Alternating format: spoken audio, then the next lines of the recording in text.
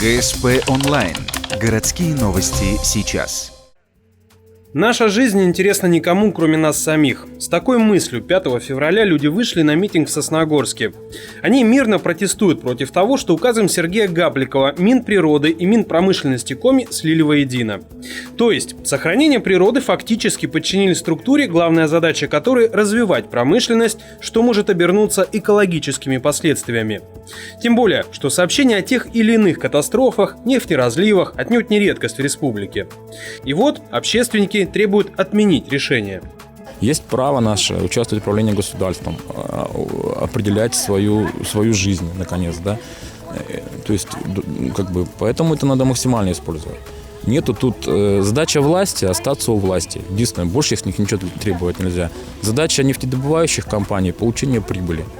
И вот никому формально тут наша жизнь не интересна, кроме нас самих. То есть никто не придет и не спасет.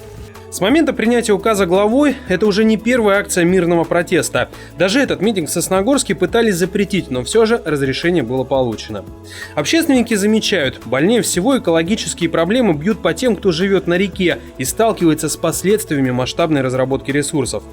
Полномочия отменить указ о слиянии министерств есть у главы Коми. На сегодня он этого не сделал. Учитывая это обстоятельство, общественники настаивают на референдуме, чтобы сами люди решали судьбу министерств. Однако состоится ли он и когда – пока вопрос.